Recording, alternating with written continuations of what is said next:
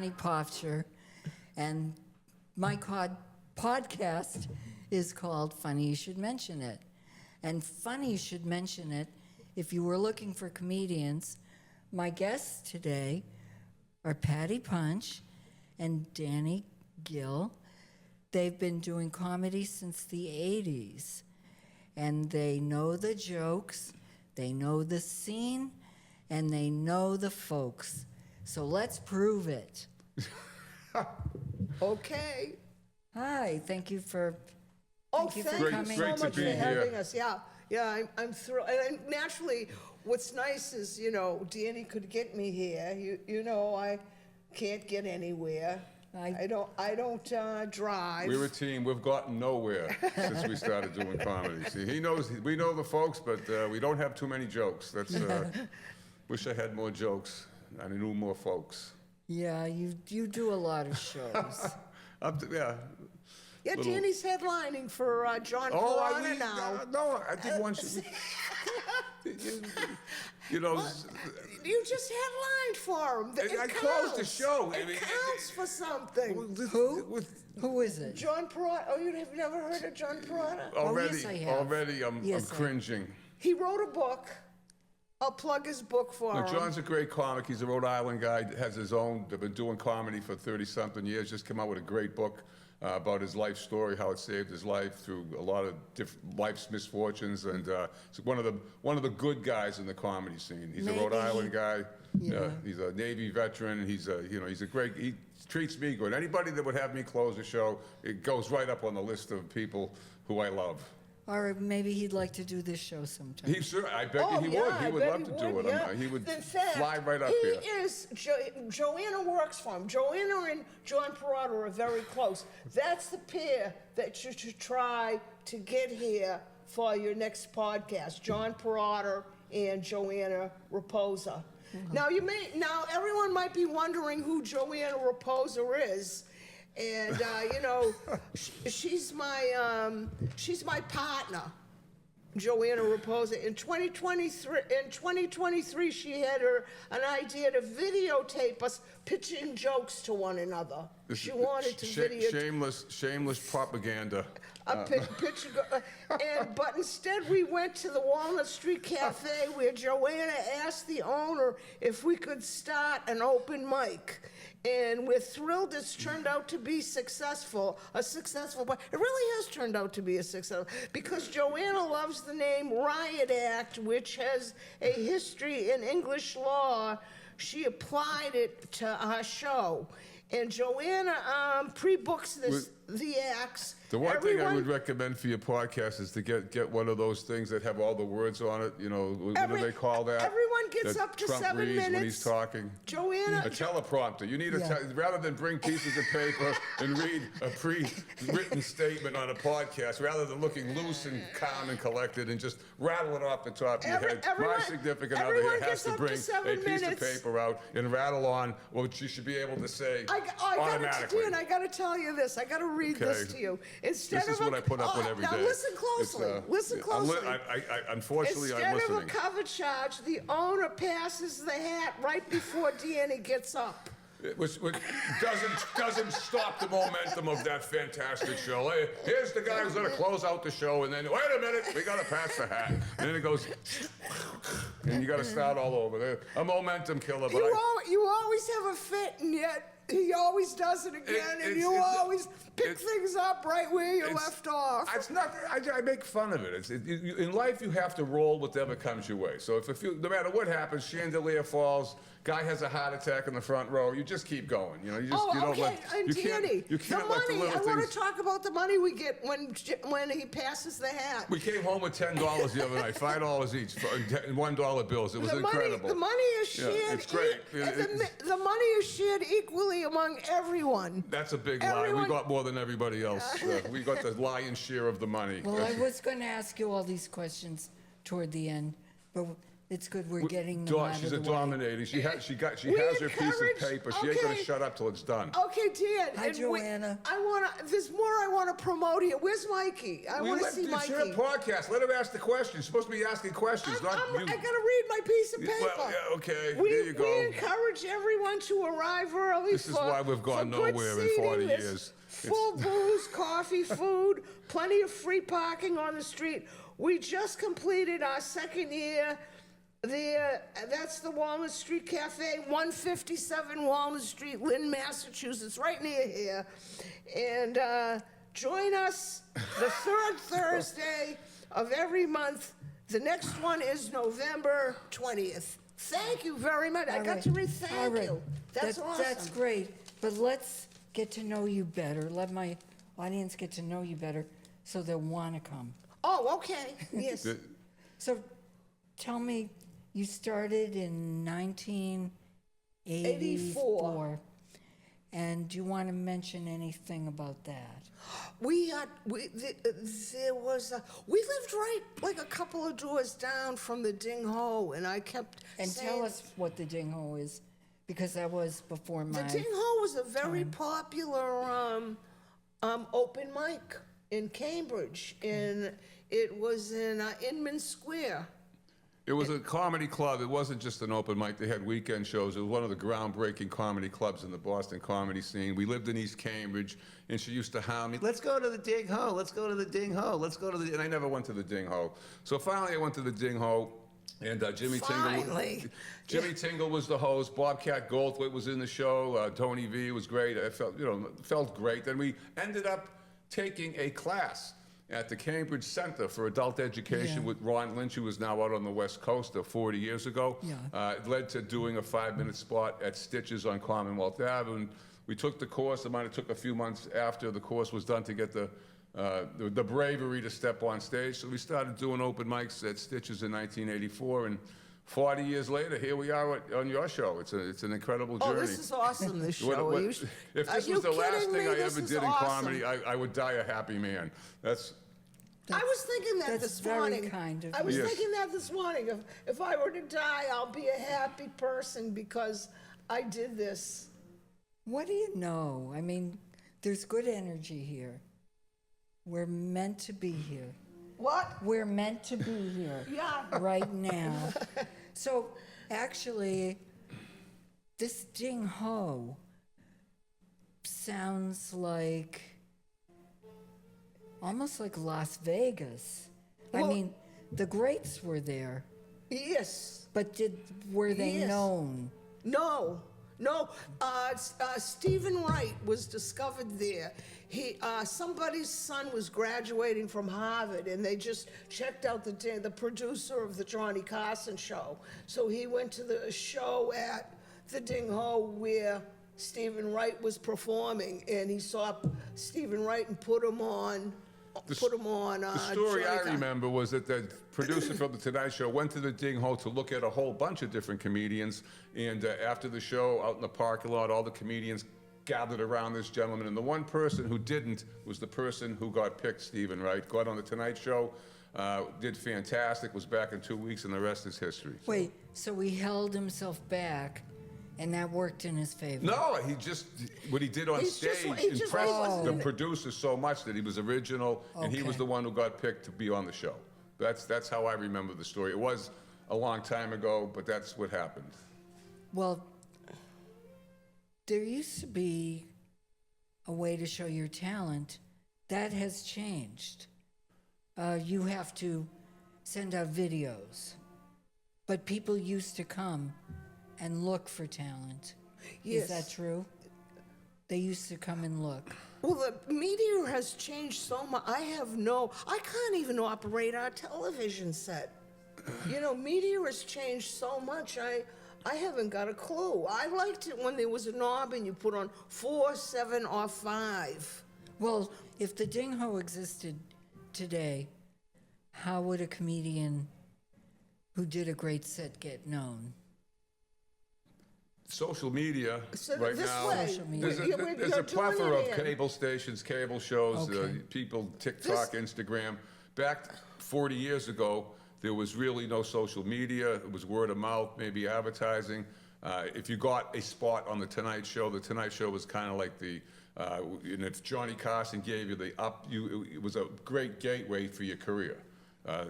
These days, there's so many different ways that you could communicate. You can have followers. If you have a lot of followers on social media, it'll open doors for you with a lot of the people who produce shows because they feel some of those followers will come and buy a ticket and see you. Okay. You have to promote. You have to be self-promotion. I think is the key these days through social media and You have to go out and try to kind of do all your exposure and promotion yourself. Yes. Unless you have a great big agent doing all the work. Maybe it's different in Hollywood or New York. But locally, the best way is to network, go out, do the shows, meet, hobnob, and get something out there on the social media, clips, whatever. I think the beauty today is everybody can be famous. Like everybody, everybody can get on TV. Everybody can. Yeah, well, be out there, can be seen like this. This is what's so marvelous about. That's you've blown my mind, Ann Pofcher. Wow. I don't hear that enough. But speaking of blowing minds, what was it like the first time, or one of the first times, you did comedy?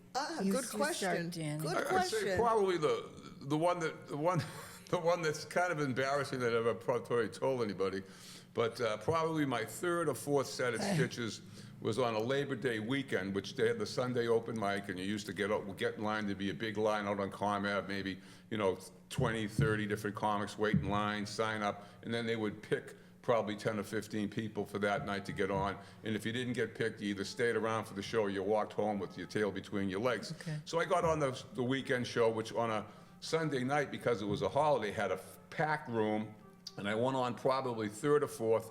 And as I walked out on the stage in front of all these people, I farted. And that was pretty much, I never told anybody that, but I let loose. Because of all the applause that everybody was doing as I got on stage, it went unnoticed. And but I didn't shit myself. Oh, I didn't quite soil myself, but the closest I've ever come to soiling myself on stage. But the set went as good as it probably could for someone on his fourth time in front of a full crowd. And as I slinked off stage, I was like, it was okay. It was a great experience. Well, I bombed for years, basically, is what I'm trying to tell you. Even now, 40 years later, it's still it's not a struggle anymore because I'm pretty competent for the most part. But it's always a challenge to come up with new material and to maybe try to keep getting better, even though you're old and crinkled and dusty and gray-haired. You still try to keep going and write and find your voice, as they say in the comedy world. But that was early in the early sets were difficult. I was loud, obnoxious, somewhat of a misogynist. But it worked for dirty you. jokes. Yeah, well, I would play to the back of the room. I was a great little dirty joke writer when I started, and very well-written dirty jokes. And I get the big ha ha ha, and the women would sit in the crowd aghast at what I would be saying.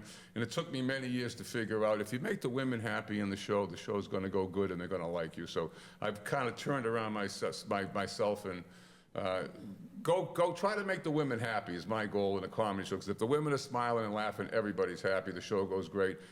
I was a poor man's Andrew Dice Clay. And as you keep doing it, you kind of learn with the do's and don'ts, how to get better, how to get more stage time, how to get a little bit ahead. And if I had any advice for an up-and-coming comic is try to work clean. And say that you can break in the dirty stuff once you're, late in you can still do risque jokes, but your best bet to try to get ahead early is to have good, clean, original material. And that way you won't get on late at night when there's only 3 people left in the room. Okay. I'm great in front of 4 or 5 people. I got a lot of experience doing that. It's even today when you do the open mics, you go out and they're hit and miss. You can have 30 comics and 2 audience members. You know what I'm saying? So it's just the greatest thing about doing the comedy to get better is if you have dates, you work on getting prepared to do the dates, and it's that preparation that over the long term that will get you further than the actual doing of the comedy that particular night. Oh, interesting. It's working on your set, getting ready for the show. Yeah. Because I did the show we did the other night. I had cards in my back pockets with it. Everything I worked on for the show, I did maybe 5% of it. And the stuff that I didn't do, at least will be probably fresher in my head. I find it difficult to remember, and when I get on stage, I have like a core of jokes that I've been doing for a long time that I know work, and I throw in some new stuff, and I'm finally starting to realize I can talk off the top of my head and be funny. So, which, I hid behind, I've always been a word for word, joke for joke person, and Yeah. since I stepped away kind of from working for a lot of the people, when I do it, I'm more free and loose, and I think I'm a little funnier. Yeah. And once you reach the point where you don't give a flying brat's ass about comedy, you start to get better at it, believe it or not. That's I can be a testament to that. I'm still gonna make it. I'll be 70 years old, and I'm gonna do this till they carry. My head could hit this table, and it would be all over for me. But at least I would go thinking I can be somebody. You know Well, what I'm that's saying? what So, I'm saying. I'm going to be 70 and I'm going to make it. there you go. Look at My Kurt. experience, You know, too. 70's the new 80. I mean, 70's the new 60. You know what I'm saying? It's like, that's Yeah. what, they say, 70's the new 60. No, it's not. I'm falling apart, okay? I can't, why don't you do the stuff you worked on all day? Because I can't remember anything. I need to, freebase a bottle of Prevagen before I got on stage. Just, I need cue cards. I need her to stand in front of me with giant cue cards and block some of the audience. I need a teleprompter is what I need. I write all this stuff, and I think it's funny. I am amazing when I go down my cellar with my little sound system, and I have the spiders and the silverfish rolling in the aisles, and then I go out and do the show, and you can hear even the silverfish and spider all leave the building, and you can hear a pin drop. I've been humiliating myself for 4 decades. That's all I can tell you, people. And I still will. Yeah, humiliation is my middle name. That's. Now, Danny mentioned Stitches. What I want to say about Stitches and signing up for open mics there, me and Joe Rogan were always the first 2 people in line at Stitches. And we had Name to, dropper. we'd hang out at McDonald's next door for like a half an hour waiting for Stitches to open. It wasn't even open when we got there because we'd want to sign it, be the first ones to sign the list. So I got to know Joe Rogan. Yeah. Because this is a podcast. When's the last time you talked to Joe Rogan? That was the last time I talked to him. There you go. When I was at Stitches. But she knew him when? Yeah, no, exactly. We I told Joe Rogan, I says, you really need to get a comedy act, but you have great stage Good thing he listened to you. You have great stage presence, but geez, you need an act. You should be giving me that kind of advice. There you go. You need an act. Now the guy's like the #1 podcaster, worth tens of millions of dollars. And no, he's been on and hit here we are. TV shows. He's I'm sure he's a millionaire. Yeah. Well, the amazing thing about doing the open mics is when you start, like we started in the 70s, there's probably, say a couple hundred, 300, 200 people that, at any given time, even in this, I don't know any of the young comics anymore because I do very few open mics, but you would start, you would see people start their, their comedy life careers, and they go on to bigger and better things. Oh, unbelievable. I thought people were just hanging around, having a good time at a nightclub, and come to find out these people, all these people became big stars, and, it would blow my mind. I'd turn the TV on, and it would be somebody we knew on television. Well, I stopped doing, I did the comedy for probably 4.5, about 5 years in the 80s, then in 1989, I stopped drinking, got a day job. I was going to take a couple of months off. It's kind of led into taking about 15 years off. But did a lot of writing, did a few shows here and there. But I would be 1992, 91. I'd see all these people that I did a lot of, like Louis C.K. I didn't really know Mark Maron, but I used to do shows with him at the showcase shows that Catch a Rising Star on the Sunday and Monday nights. You would do all these shows with the people, Wendy Liebman, Louis C.K., Janine Garofalo. I did a couple Barry with her. Cass always had Danny working with Janine Garofalo. No, I did one. No. We did some open. Barry Katz used to have a show on Play It Again Sam's on a Thursday night, and the hypnotist, Santos, the father, he would have a Thursday night show, and Barry would let the comics do some time after he was done with the show. Yeah. And we used to do that show on a Thursday night, and Louis would But tell host. her who the lineup was. There was Anthony Clark, Louis C.K. I mean, there was plus Wendy a Liebman. whole legion of unknowns and people who are now, probably happily married out in the suburbs. And What are they doing in Boston? Are they all from Boston? no, some of them would come from out of state. They would start. A lot of people started maybe they'd start out in Indiana, Arizona, and then they would go and say, "Where do you got to go to make a name for yourself?" Back then, Boston had a very vibrant comedy scene. Very many comics worked and got better. Dennis Leary, and then we got the legendary local guys: Lenny Clark, Steve Sweeney, Paul D'Angelo. The list goes on. There's so many talented comics that come out of Boston. They're still in who was Boston. the big pants guy? He always used to be at the Dig Hall. The Kevin big Meaney. Yes, Yeah, Kevin the Meaney. late great Kevin Meaney. Meaney. Big pants people. Yes, Boston was a very hotbed. Boston, New York, Chicago, probably L.A. I would put the Boston comedy scene back in the day up against almost anything because the talent was there. I mean, guys from Boston would go to New York. Pretty much started it, Dan. It all started, I think, with the Ding Hall. It's funny, I lived in Inman Square. I didn't even know about the Ding Hall. Yeah. Wow. But I didn't do comedy, and I didn't know I had it in me. Well, the only reason I started doing comedy is I saw a catalog when I was substitute teaching. Yeah. And flipping through the page, and there was a stand-up comedy course, and that intro it was Paul Barkley and Bill Downs teaching it, and I said, "Oh, that looks," because I was bored silly. I lived alone. I wasn't dating anybody. I said, "Oh, that looks very interesting." But see, you were attracted to it. I was told by my career center at the University of Massachusetts that I should be a stand-up comedian. I was told Wow. that at the age of maybe 20. Wow. And I thought, well, they're wrong. I didn't know. I knew right away because I didn't even know it was the job. I don't like to brag, but I can honestly say I did comedy on TV before pretty much anybody Mikey. in the Boston scene. When I was about 8 or 9 years old, maybe 10, my cousin Mike used to be a cameraman for Channel 5, and they used to film the Bozo Show over in Dorchester. Well, I was on the Bozo show. Well, Bozo. Yeah, you were on at the same time. No, we weren't. Let me tell my story without interrupting me. Let me fill in.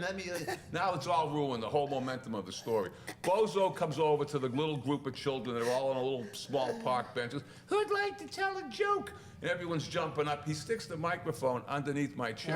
And I told the joke. I went, guy gets on a bus and he didn't pay. Guy gets on a bus and he didn't pay. Got on the bus the next day, he didn't pay. Finally, the bus driver said, hey, you didn't pay. I said, my name's Crime, and crime doesn't pay.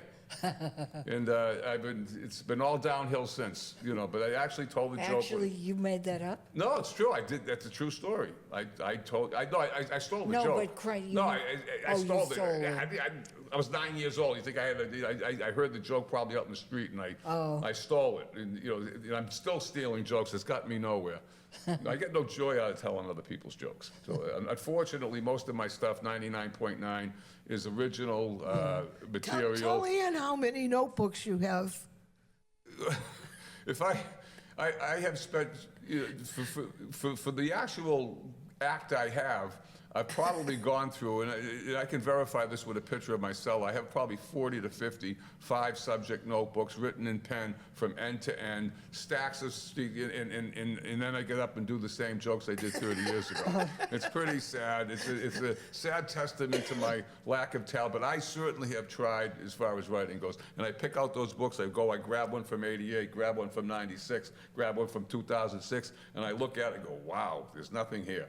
It's But I try. That's the number one thing, is it's having fun. Comedy is very subjective. Everybody's different. You want to be, you think you're original, and every now and then you write a joke, and it's, I had a joke where back in the 80s, they had like supermarket singles night where, you know, it's like, talk about a meat market. You know, I don't know if I want to go for the roast beef or the redhead. Then I had this joke. It attracts a lot of weirdos. I went by the seafood section and saw 3 morons trying to impress the girls bobbing for lobsters. And I thought it was a great joke. Then, like, maybe 10 years later, I see an Addams Family, you know, episode, and they're having a party, and they have a sign, they're going bobbing for crabs. So, you know, you think, you know, oh boy, I'm a great original writer, but pretty much what hasn't been kind of done, you know what I'm saying? And then you don't know, when you're writing jokes, you know, would you come up with is, did you hear it before? Was it in the back of your head? You know, so it's... No, I think it's just good ideas are taken at different places. Yeah. I don't think the jokes are accidentally taken. I've come up with jokes that I found out Paul Lind had done earlier, but that's because we're both... You're on a certain subject, and if you're a comedic mind, there's only certain ways you can go down the road. I mean, I've written a couple... I've been doing this a long time, and I've only twice have had comedians come up and tell me that someone's doing that joke. You know what I'm saying? Yeah. I know a lot of my stuff is near hack and very easy to write. You know, sometimes the simplest little thing gets the biggest laugh, and you go, "What?" You spend hours trying to write a joke that you think is funny, and then you do an off the top of your head little line that you wrote, and so you never really know till you try it. Well, sometimes jokes can be similar, but nobody can claim that your delivery is not original. Your delivery is you. Yeah, that's what it is. My Ian, too. delivery the delivery is me. The delivery, yeah. A lot of the comics that you look at that you admire, respect, or what may have motivated you to do it, like I'm a big Rodney Dangerfield fan, and I think I have a little Rodney in me. I did a show in 2009. It was a Radigan gig. DJ Hazard was up from New York. He was in the show.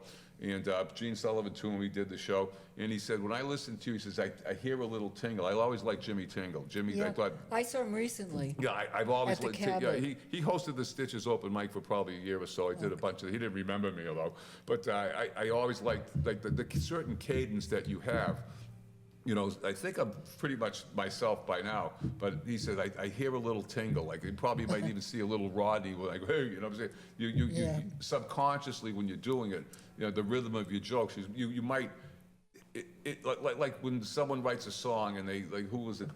George Harrison had that My Sweet Lord, and he got sued because it sounded like someone else. He's so fine. Yeah. So you think what you have is yours, but it could be somebody else's from the back of your mind. You never really know till you do it. Yeah, well, if a great like George Harrison can do it, we definitely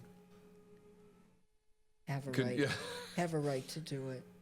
You know, I mean, or it could happen to us. I saw the Beatles in concert twice. Did you do a comedy act about that? What? Did you do a comedy act about that? Seeing Probably. the Beatles? Probably.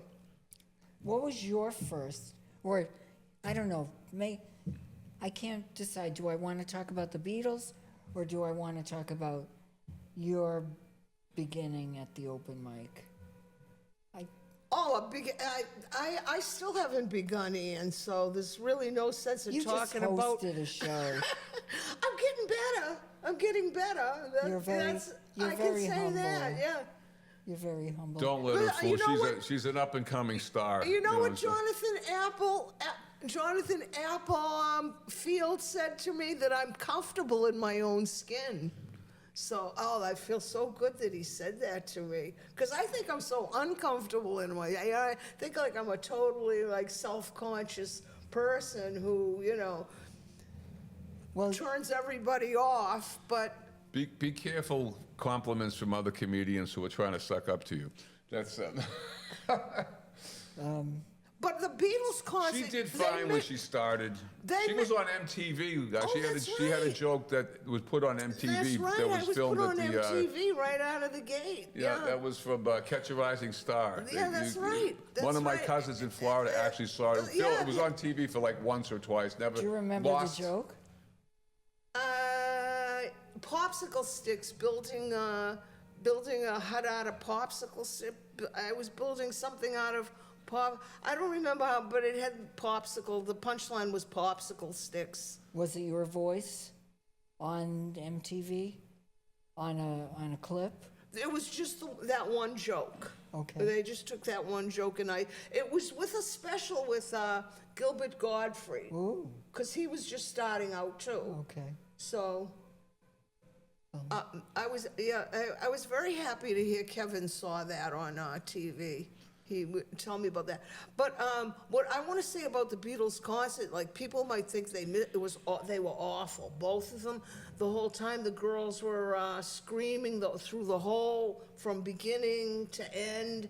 Like if people Women feel can't as though take 'em they anywhere. missed something not It's, seeing the Beatles, trust me, you did not. And I had good seats. I was up near the front, and all you could hear was scream. They ruined it. Well, they that's ruined why it. that's why they stopped touring, because it was like that. They didn't like it What a either. waste of money. But you still saw them.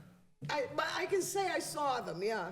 If there's, that's sort of like going somewhere and having a sucky time, like you go to Acapulco or whatever, but, it was hot and horrible, and you said, well, I was there. Well, So, Most people can't say that they were there, and because I was born in 1959, I couldn't be there because you couldn't see the Beatles because you were too I was young. little. Yeah, I missed a lot. Well, my father he got the tickets and he dropped me off, and he was all excited. He used to get me all the Beatles stuff. Yeah. In fact, he got me, funny story, he got me Beatles sneakers. They had they were white sneakers with Beatle faces, I would've and I loved that. hated them. And I would've kept loved that. getting shoe polish, white shoe, and trying to put the white shoe polish, and no matter how much shoe polish I put on those sneakers to make them white, the Beetle faces kept coming. Well, and I just if wouldn't you had wear just them. I stuck threw them in the I closet threw and them, kept I them for threw 50 them years, away. you'd You'd be probably a get like 50 millionaire. grand for them You'd now. be- yeah, you'd Great be- move. Did you have a Beatles lunchbox? No, my mother got me a plaid lunchbox in the first grade, and it was disgusting because everybody had all these great pictures on Lone Rangers and whatever was popular back then. Leave It to Beaver. They had all these wonderful pictures on their lunchboxes, and mine was plaid, and my thermos was plaid. Mine was Gunsmoke. What? Yeah, Gunsmoke, awesome. At least you had I was- lunch boxes. I but I had was a paper bags, girl. okay? I was from I a poor wanted- family in Dorchester, three-decker, and we were lucky to have a Can paper Ann bag. It's her podcast. Can Ann say something without you talking? No, What? Go ahead, No, Ann. no, it's I want to okay. hear about your Gunsmoke lunchbox. I'm surprised I even remember. No, I just I wanted a pretty one like the other girls Yeah, girls come in to my think of class it, why had. Gunsmoke? Must have been on sale. I don't know. It was just a Better wrong- than plaid, It was a though. wrong. How would you like to have a plaid? How would you like to have a plaid lunchbox stand? That's a good question. Now, Awful. um, And I always had 3 prunes in there for dessert. My mother would give me prunes for dessert. Everyone had Twinkies and Hostess cupcakes, and I'd get 3 prunes so I'd have a good bowel movement. okay, yeah, that's very important. Yes, good to know. So, I don't know. I feel like we could wrap up, but I want to make sure you've said everything you want to say. Yeah, I pretty much run the cupboard of my thoughts for the questions asked, sure. How much time have we done? I just want to say it was 35 minutes. thank you for How much? having us. About 35 minutes. So we have about 5 more minutes to do? Or? No, we got like 50 it's up seconds. to you. It's up to you. Any more like childhood stories that we could use to put the people to sleep? No. Well, people who love nostalgia. How about your pencil box? I want to hear about your pencil box. I never had one. You never had a Never. pencil? So you had paper bags? Paper bags. And Pencil. oh, gee, there's 7 kids in Danny's family. So, and and the father had an ordinary job. Blue collar, Irish, collar. off the boat family. Yeah. My father worked at GE. inland, but I was at GE in Lynn on Thursday, inside with a badge. ooh, Yes, it's like a little city over there. oh, Just a little side, my job I'm a safety expert, so I had to go Oh. over there and recommend some safety for aerospace in Lynn. wow, that's hope- really good to know. I can't wait till someone gets hurt and they sue me. Oh, You know, Danny, you should put in a plug for No, Atlantic, will you, safety of no, what you no, sell, no, will you you- know? we- Somebody might be interested, somebody might be watching this that has a big Will you- construction company. if you're interested, Yeah, get in touch. we're here for comedy, not pushing, That's all right, but I just want to say I had a Janis Joplin book cover, but beyond that, maybe I should just wrap it up because I think we love talking. And I know we could go on for an hour and a half. Maybe we should do this again. Oh, definitely. But I've really enjoyed it. I just want to say I want to thank my guests, Patty Punch, Danny Thank you Gill. for having us. I can see that you're hysterical on stage because I was trying not to laugh through the whole thing. I think I giggled a little right here. But and I'm Annie Pofsher, and tune in next time that we do Funny You Should Mention It. Thank you.